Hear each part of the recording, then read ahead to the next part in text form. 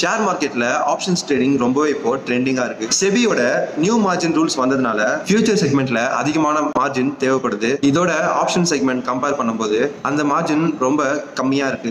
அப்போ options trading பத்தி இன்னும் நிறைய தெரிஞ்சுக்க என்ரிச் வந்து ஆப்ஷன்ஸ்ல கிளாஸஸ் எடுக்கிறாங்க. ஆப்ஷன்ஸ் கிளாசிக் என்ற கிளாஸை வந்து வர சனிக்கிழமை 19ஆம் தேதி 2 ஹவர் கிளாஸா வந்து சொல்லி தராங்க.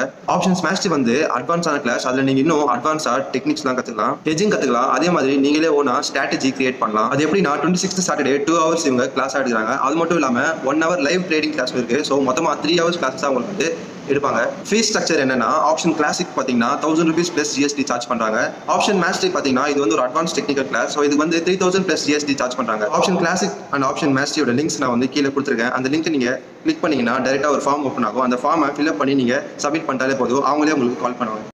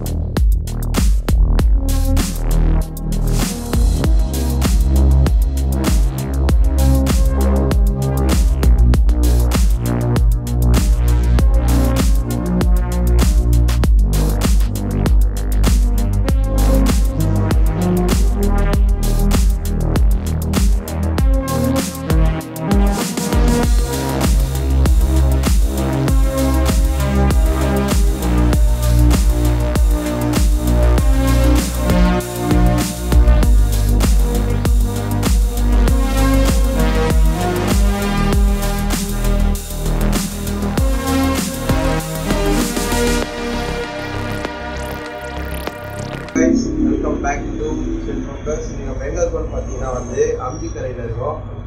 இங்கே வந்து சிவா பெட்ஸ்ன்னு சொல்லிட்டு இங்கே வந்து டாக்ஸ் நிறைய வந்து சேல் பண்ணிக்கிறாங்க. ஸோ இங்கே வந்து என்னென்ன டாக்ஸ் சேல் பண்ணுறாங்க, அதோட ப்ரைஸு, உங்களுக்கு வந்து டாக் வளர்க்கணும் அப்படின்னா நீங்கள் வந்து முக்கியமாக நம்மளுக்கு என்னென்ன தேவை அப்படின்ட்டு வந்து ஒரு ப்ரோ இருக்காரு. அந்த ப்ரோ கிட்ட வந்து கேட்டுட்டு இவர் தான் பார்த்தீங்கன்னா வந்து இங்கே பெட்ஸ்லாம் வந்து சேல் பண்ணிட்டு இருக்காரு. ஸோ ப்ரோ சொல்லுங்க, எத்தனை வருஷமாக சேல் பண்ணிருக்கீங்க, உங்கள் பேர் என்ன? என் பேர் சிவா. நான் இது ஒரு 6 years பண்ணிட்டு இருக்கேன். ஸோ இது வந்து ஒரு ஹாபியாக தான் ஸ்டார்ட் பண்ணுது.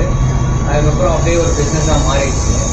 ஸோ இப்படியே ஒரு பேஷன் இருக்குது. அந்த பேஷன் நான் பிடிச்ச ஒரு ஆசைக்காண்டி தான் நான் இதை பண்ணிட்டு இருக்கேன். ஸோ இப்போதைக்கு நம்ம 6 yearsனால நம்ம நிறைய பப்பீஸ் கொடுத்துருக்கோம். ஸோ அதுவே இப்போ வளர்ந்து லிட்டர் ஆகி அதோட பப்பீஸே நம்ம இப்போ எடுத்து சேல் பண்ணிட்டு தான் இருக்கோம். ஸோ அந்த மாதிரி போயிட்டுருக்கு. நம்ம ப்ரீடிங்கும் பண்ணிட்டு இருக்கோம், plus transportation all over Tamil Nadu. இப்போ வந்து டாக் வந்து வாங்கணும் வளர்க்கணும்ல, அவங்களாம் வந்து மெயினாக என்ன வந்து அவங்க மைண்ட் செட்டில் என்ன இருக்கும், அவங்க மைண்டில் என்ன இருக்கும்?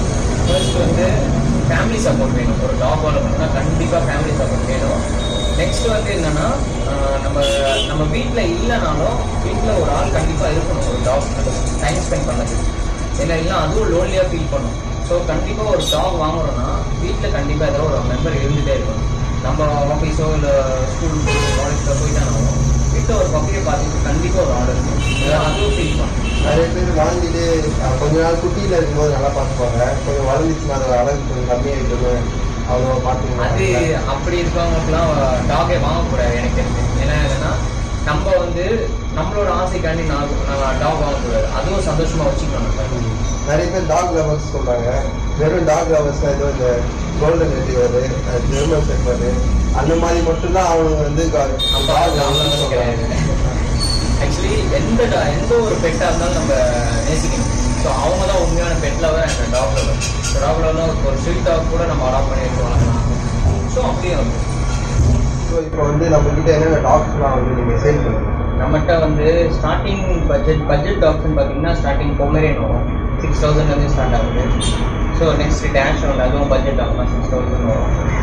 நெக்ஸ்ட்டு பார்த்தீங்கன்னா லேப் தான் எல்லா மக்களும் நார்மலாக வாங்கக்கூடிய ஒரு பெட்டு. ஸோ இப்போ வந்து லேப்ல பார்த்தீங்கன்னா ஸ்டார்டிங் ப்ரைஸ் 10,000 ஸ்டார்ட் ஆகும். ஃபீமேல் பப்பி 10,000 ஸ்டார்ட் ஆகுது. மேல் வந்து 30,000 ஸ்டார்ட் ஆகும். 30,000 ஸ்டார்ட் ஆகும். ஸோ கலர் வைஸ் நிறைய ப்ரைஸ் வேரி ஆகும். குவாலிட்டி வைஸும் கொஞ்சம் ப்ரைஸ் வேரி ஆகும். வேறு வந்து நம்மகிட்ட ஜெர்மன் ஷெப்பர்ட், ராட்வீலர், நெக்ஸ்ட் வந்து டாபர்மேன், கோல்டன் ரிட்ரீவர் இருக்குது. ஜெயிண்ட் வெரைட்டின்னு பார்த்தீங்கன்னா நம்மகிட்ட செயின்ட் பெர்னார்ட் இருக்குது, நியோபோல்டன் மேஸ்டிஃப், புல் மேஸ்டிஃப், இந்த பப்பீஸ்லாம் கூட அவைலபிளாக இருக்குது. இப்போ ஒன்றுனா வந்து எடுத்து பண்ணிக்கலாம். என்ன டாக் இது என்ன நேம்? இது வந்து நியோபோலிட்டன் மேஸ்டிஃப்னு சொல்லுவாங்க. இது வந்து ஒரு ஜெயிண்ட் breed. இது பார்த்தீங்கன்னா இது மெயின்டெனன்ஸும் கொஞ்சம் அதுக்கு ப்ரீட் சைஸுக்கு ஏற்ற மாதிரி கொஞ்சம் ஹெவியாக தான் வரும். ஸோ ஒரு நாளைக்கு நீங்கள் சாப்பாடு செலவுன்னு பார்த்தீங்கன்னா ஒரு 500 இருக்கும் பட்டாமல் இருக்கும். வளர்ந்துருச்சுன்னா சொல்லுங்கள். ஸோ அதுக்கு மீட்டு ஃபுட்டு அந்த மாதிரி அந்தளவுக்கு ஹெவியாக எடுக்கணும். அதே மாதிரி இது வளர்க்கணும்னா கண்டிப்பாக ஸ்பேஸும் அது அதிகமாக தேவைப்படும். ஸோ அட்லீஸ்ட் ஒரு ப்ளே கிரவுண்ட் மாதிரியாவது ஒரு இடம் இருக்கும் அது வளர்க்கணும். அப்படியா? ஆமாம். இது வந்து நம்ம நார்மலாக அப்பார்ட்மெண்ட்லாம் வளர்க்க முடியாது. கண்டிப்பாக ஒரு ஓனர்ஸ் இருக்கணும், சுற்றி கார்டன் மாதிரி இடமா இருக்கணும் கண்டிப்பாக. இது டைப் என்ன வருது? ஜாலியாக இருக்குமா இல்லை வந்து இது வந்து அது இது வந்து கார்டிங் டாகும் பண்ணும். அக்ரெசிவ் ப்ரீடுன்னு சொல்லுவாங்க இதை. பட் அதே சேம் டைம் ஓனர்கிட்ட நல்லா பிளேஃபுல்லாகவும் இருக்கும். எல்லாத்தையும் பழகுமா? எல்லாத்தையும் பழகும். கார்டிங்னு வந்துட்டா அது பர்ஃபெக்டாக பண்ணுவோம். அதுக்கேற்ற இது லைஃப் ஸ்பேன் வந்து 10 to 15 years வரைக்கும். 10 to 15 years. Price bro? Price வந்து இது 25 ஸ்டார்ட் ஆகும். மேல் வந்து 25, ஃபீமேல் வந்து 23 அந்த மாதிரி. இதெல்லாம் கிடைக்கும். இது வந்து செயின்ட் பெர்னார்ட் சொல்லுவாங்க. Giant breed. இது வந்து எதுக்குன்னா பிரீட் வந்து எதுக்கு யூஸ் பண்ணிட்டுனா மவுண்டனில் இந்த ஐஸ் ஸ்கேட்டிங் போகிறோம்னா ரெஸ்க்யூ பண்ணுறதுங்க. இப்போ சப்போஸ் ஐஸில் மாட்டிக்கிட்டாங்கன்னா இவங்க ரெஸ்க்யூ பண்ணணும். ஸோ அதுக்காண்டி யூஸ் பண்ணிக்கணும். வண்டி இருப்பாங்க அதுக்கு ப்ளஸ் அது இல்லாமல் தேடி கண்டுபிடிக்கும் ஸ்மெல் பண்ணி. ஸோ அதுக்கு யூஸ் பண்ணிக்கணும். இது வந்து கண்டிப்பாக மெயின்டெனன்ஸ் நிறைய செலவாகும். எப்படின்னா ஸ்பேஸ்லாம் இருக்கும். Space apartment type. Apartment type கிடையாது. கண்டிப்பாக இதுக்கும் ஸ்பேஸ் தேவைப்படும். நிறைய ஸ்பேஸ் தேவைப்படும். ஆமாம், இது ஒரு பெரிய இந்த கார்ட்டூன்லாம் பார்த்து ரொம்ப பெருசாக இருக்குங்க. ஆமாம், ரொம்ப ஜெயிண்டாக இருக்கும். ஆமாம், அதோட தலையே சிங்கத்தனமாக இருக்கும். பெருசாக இருக்கும். ஸோ இது எப்படின்னா வார்மாக இருக்கும். இது எப்பவுமே பப்பி. இது வாங்குறவங்க முக்கால்வாசி பேர் இதை கட்டி பிடிச்சிட்டு தான் தூங்குவாங்க. ஸோ அந்த அளவுக்கு நல்லா ஃப்ளஃபியாக வார்மாக இருக்கும். இது வந்து பார்க்க தான் ஹியூஜாக இருக்குமே தவிர மொத்தம் சொல்ல போனால் டம்மி தான் இது. ஸோ அந்த அளவுக்கு கார்டிங்லாம் பண்ணாது இது. ஸோ இது நல்ல ஒரு பிளேஃபுல் டாக். பிளேஃபுல் டாக் பார்க்க தான் ஹியூஜாக இருக்கும். வெளியாளுக்கு பயப்படுவாங்க. மற்றபடி உள்ள போய் போனால் அது டம்மி, அது பயங்கரமாக விளாடாது. இது 10 to 15 years. பட் எப்படின்னா கொஞ்சம் ஏசி மெயின்டெனன்ஸ் இருக்கும். ஏசி இல்லைனா அட்லீஸ்ட் ஃபேனாக சூடாகிடும், இல்லைன்னா ரொம்ப ஹீட் ஆகும். இல்லை இதோட ப்ரைஸ்லாம் என்ன ஸ்டார்ட் ஆகுது? இது ஸ்டார்டிங் ப்ரைஸ் 35. 35லேருந்து ஸ்டார்ட் ஆகும்.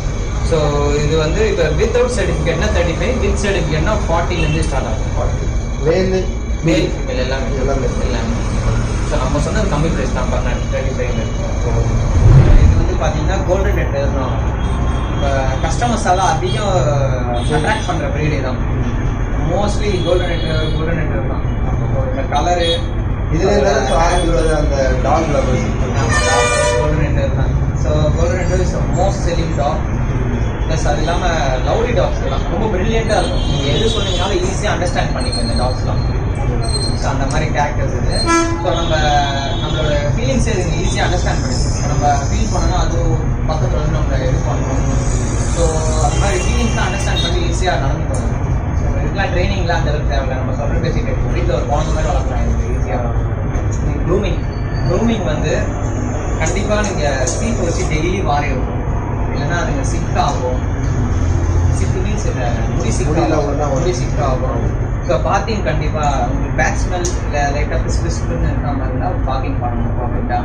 அதெல்லாம் கரெக்டாக பண்ணணும். காது கூட தண்ணி போகக்கூடாது. தண்ணி போயிட்டுனா அது வரும். அப்படியா? அந்த மாதிரி நிறைய இருக்குது. மட்டும் அப்படியா? இல்லை, எல்லா ப்ரீடுக்கும் காது தண்ணி போயிடுச்சுன்னா அது ப்ளஸ் டேங்க் ஆகிடுச்சுன்னா அது வந்து க்ளீன் வாய்ப்பு.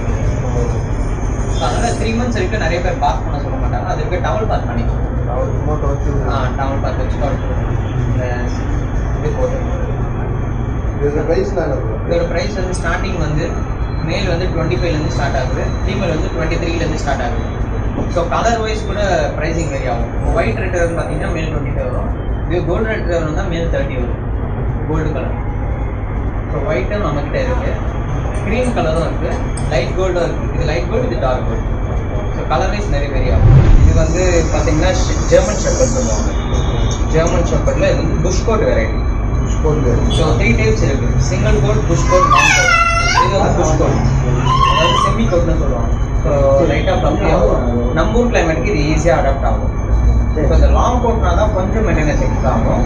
புஷ் கோட் வந்து நார்மலாக ஈஸியாக அடாப்ட் ஆகும். இது வந்து சொல்ல போனால் கார்டிங் டாக்ஸ், ஒர்க்கிங் டாக்ஸ்னு சொல்லுவாங்க. ஏதாவது ஒரு வேலை பர்ஃபெக்டாக பண்ணுறோம்.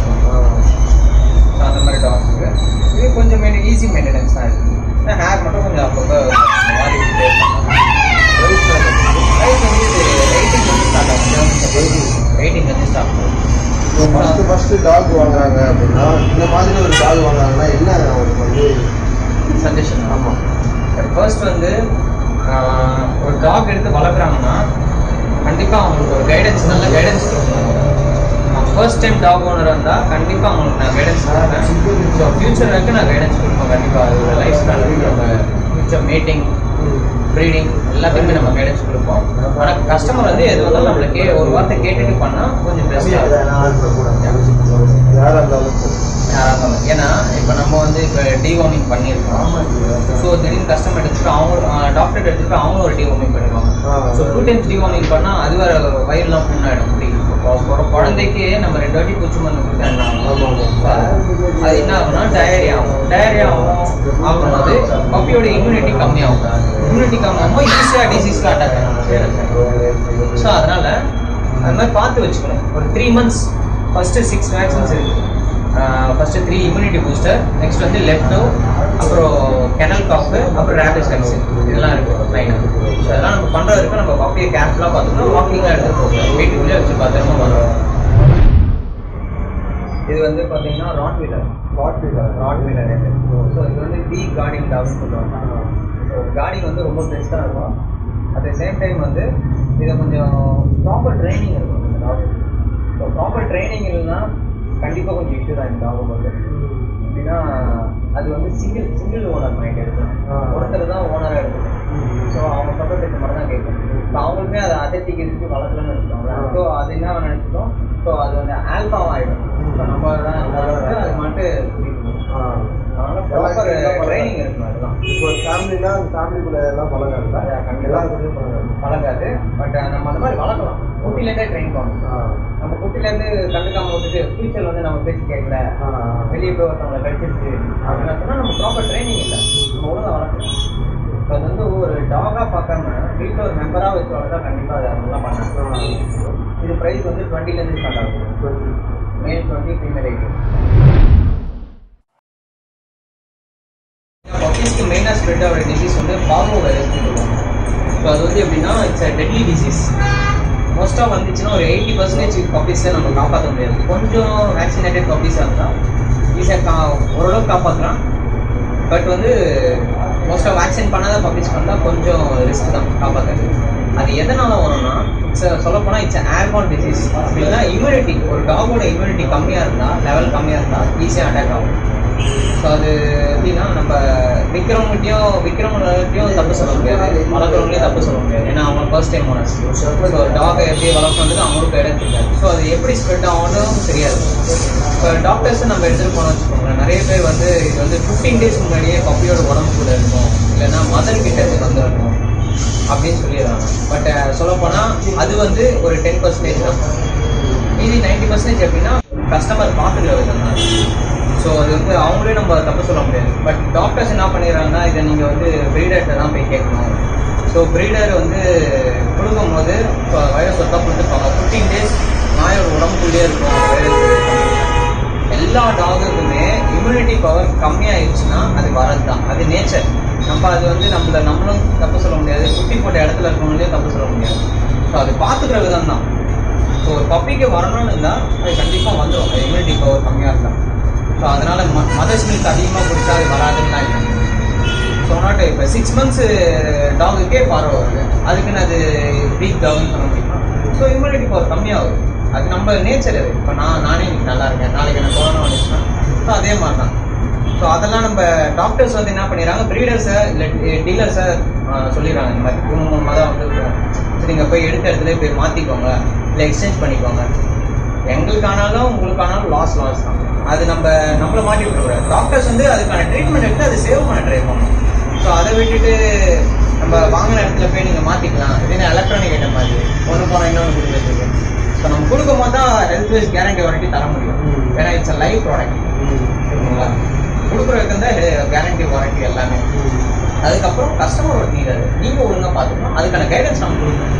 அதை ஃபாலோ பண்ணாமல் பண்ணுறதுனால தான் ஒரு சில இந்த லூஸ் மோஷன் ஸ்டார்ட் ஆகும். அதை என்ன பண்ணுவாங்கன்னா இப்போ ஹியூமன்ஸ்க்கு வர மாதிரி நினச்சிட்டு அவங்க கேஷுவலாக விட்டுருவாங்க. அது 2-3 நாள் ரொம்ப சிவியர் ஆகி இம்யூனிட்டி கம்மியாகி பார்வை வைரஸ் ஆகிடும். இப்போ அதனால தான் ஸ்டார்ட் ஆகுது தவிர ஸோ நம்மள தப்பு சொல்லிட்டு இருக்கோம். இப்போ நானே ஃபுட்டு நான் சொல்லி அனுப்புறேன். ஏன்னா ஒரு பப்பிக்கு ஃபுட்டு மாற்றினாலுமே ஃபஸ்ட்டு டயரியா ஸ்டார்ட் ஆகும். நான் வந்து இப்போ NND ஃபுட் இருக்கேன். ஃபுட்டு NND ஒரு சாப்பிட்றேன். கஸ்டமர் வந்து என்ன பண்ணுவாங்க, அது நம்ம சொல்கிற நியர்பை பெட் ஷாப் வரும் நம்ம வீட்டை, அங்கே போய் வாங்கிக்கணும்னு சொன்னால் என்ன பண்ணுவாங்க, இல்லை எங்கள் வீட்டாண்டே பெட் ஷாப் இருக்குது, நான் அங்கே போயிட்டு வாங்கிக்கிறேன். அங்கே போனால் NND இருக்காது. என்ன பண்ணுவாங்க, ராயல் கேன் இல்லை பெடிகிரி அது வாங்கிட்டு போயிடுவாங்க. ஸோ இப்போ நல்ல NND சாப்பிட்டு பப்பிக்கு திடீர்னு போய் பெடிகிரி ஃபீட் பண்ணால் சாப்பிட்றோம், நல்லா சாப்பிட்றோம். அடுத்த வேலையிலேருந்து டயரியா ஆரம்பிக்கும். அதுக்கப்புறம் ஃபோன் அடிப்பாங்க, சார் இந்த மாதிரி நான் ஃபீட் பண்ணேன் டயரியா ஆகுது, என்ன பண்ணேன், என்ன ஃபீட் பண்ணின்னு கேட்டால் பெடிகிரி. ஸோ நாங்கள் இங்கே எல்லாமே ப்ராசஸாக சொல்லி அனுப்பிச்சோம், அவங்க சேஞ்ச் பண்ணுறாங்க. ஸோ அதுவும் கொஞ்சம் பார்க்கணும்.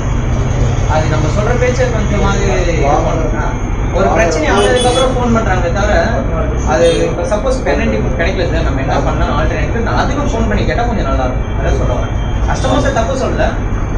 ஒரு வாட்டி இது பண்ணுறதுக்கு முன்னாடி என்ன, உங்களுக்கு ஃபர்ஸ்ட் டைம் பப்பி வாங்குறீங்கன்னா கண்டிப்பாக நீங்கள் ப்ரீடர்கிட்ட கைடன்ஸ் வாங்கணும். கண்டிப்பாக அது நீங்கள் கைடன்ஸ் வாங்க மாட்டீங்க நிறைய பேர். ஸோ அதுதான் நீங்கள் பண்ணுறது. இந்த ப்ரீட் டைம் பார்த்தீங்கன்னா டாபர்மேன் இது வந்து எப்படின்னா சிங்கிள் ஓனர் மைண்டு தான் இருக்கும். ஸோ எப்படின்னா நல்ல ஒரு கார்டிங் டாபர்மேன் போட்டு ரொம்ப ஃபாஸ்ட்டாக இருக்கும் மூமெண்ட்ஸ் எல்லாமே. அது வந்து மேஸ்குலினாக வரும். யூரோப்பியன் ப்ரீட்ன்றது மேஸ்குலினாக வரும். இது வந்து அமெரிக்கன் ப்ரீட். இது கொஞ்சம் லீனாக வரும். யூரோப்பியன்றது கொஞ்சம் மேஸ்குலினாக வரும். அதே மாதிரி பார்த்தீங்கன்னா இதுவும் சிங்கிள் ஓனர் தான். கண்டிப்பாக ட்ரைனிங் வேணும். இதெல்லாம் ஃபியூச்சரில் ரொம்ப சேட்டை பண்ணுவோம். இங்கே பாருங்க. ஸோ அது மாதிரி ஒரு பப்பியை வாங்கணும்னா இப்போ நாங்களே எப்படின்னா சஜஷன் டாக்டர்கிட்ட செக் பண்ணி அதுக்கப்புறம் நீங்கள் பேமெண்ட் பண்ணணும். அப்படி தான் நம்மளும் பப்பி சேல் பண்ணணும். ஏன்னா செக் பண்ணி ஹெல்த் வைஸ் செக் பண்ணி எடுத்துகிட்டு போனால் அவங்களுக்கும் ஒரு சாட்டிஸ்ஃபேக்ஷன் இருக்கும், நமக்கும் ஒரு சாட்டிஸ்ஃபேக்ஷன் இருக்கும். Okay customer satisfy health checkup பண்ணி எடுத்துருக்கனால பப்பி நல்லா ஹெல்த்தியாக இருக்குது, விளையாட விட்டு பார்த்துட்டு அதுக்கப்புறம் டாக்டர்கிட்ட எடுத்து போய் டெம்பரேச்சர் அண்டு இந்த டெஸ்டிக்கல் செக் பண்ணுவாங்கன்னா ஹீட் டெம்பரேச்சரு, அப்புறம் மவுத் அந்த ஜாஸ் அந்த பிளட் சர்க்குலேஷன் பிளட் கவுண்ட் கரெக்டாக இருந்தாலும் செக் பண்ணி தான் எடுத்துகிட்டு போகலாம். ஸோ நம்ம அதுக்கான ஆப்ஷன்ஸும் தரோம். அதெல்லாம் செக் பண்ணி எடுத்துகிட்டு போயும் ஒரு சிலர் ஒரு அது மாதிரி நிறைய இஷ்யூஸ் சொல்கிறாங்க. அதை அவங்க ஒழுங்காக பார்த்துக்காம நம்மக்கிட்ட இஷ்யூஸ் சொல்கிறாங்க. அதுவும் கொஞ்சம் இது. இப்போ ஒரு டாக் லவர் அப்படின்னா வந்து என்ன உங்களுக்கு பொறுத்த வரைக்கும் டாக் லவர்னா என்ன? என்னை பொறுத்த வரைக்கும் டாக் லவர்னா எப்படின்னா இப்போ ஃபேன்சி டாக்ஸ் மட்டும் இல்லாமல் தெருநாய் பார்க்குறீங்களா, அது அடிக்க தேவையில்ல. அட்லீஸ்ட் அதுக்கு பிஸ்கெட் இல்லை பால் உங்களால் முடிஞ்சது ஏதாவது போட்டு விடுவோம். ஸோ அது சாப்பிடும். நீங்கள் டெய்லி போனீங்கன்னா நீங்கள் டெய்லியும் உங்கள் பின்னாடியே வரும். அந்தளவுக்கு அஃபெக்ஷனேட்டாக இருக்கும். ஸோ அதுதான் உண்மையான டாக் லவர். அட்லீஸ்ட் நம்ம அதை துன்புறுத்தாமல் இருங்க, சரிங்களா? ஸோ இப்போ எப்படின்னா நிறைய பேர் அதை அடிக்கிறாங்க. ஸோ அந்த ரோட்டில் மேட்டிங்லாம் பண்ணோம் நிறைய டாக்ஸ். ஸோ அதெல்லாம் பார்த்தா கூட கல்லால் அடிக்கிறாங்க. ஸோ அதுவும் ஒரு ஜீவன், அதுக்கு தேவையானதை சாட்டிஸ்ஃபேக்ஷன் பண்ணிக்குது. ஸோ நம்ம அந்த டைமில் போய் அதை டிஸ்டர்ப் பண்ணக்கூடாது. அது ஒரு இஷ்யூ இருக்குது. ப்ளஸ் இது இல்லாமல் ரோட்டில் இருக்க நிறைய பப்பீஸ்லாம் இருக்கும். ஸோ அதுலாம் நம்ம அழுக்காக இருக்கிறதுனால படாமல் இருக்கலாம். ஸோ அதுக்காண்டி நம்ம என்ன சொல்கிறது, அதுக்கு அவாய்ட் பண்ணக்கூடாது. அதுவும் ஒரு உயிர் ஜீவன். அதனால நம்மளால முடிஞ்ச அளவுக்கு பிஸ்கெட் அந்த மாதிரி நம்மளால முடிஞ்ச பால் அந்த மாதிரி வைக்கலாம். இவ்வளோதான்.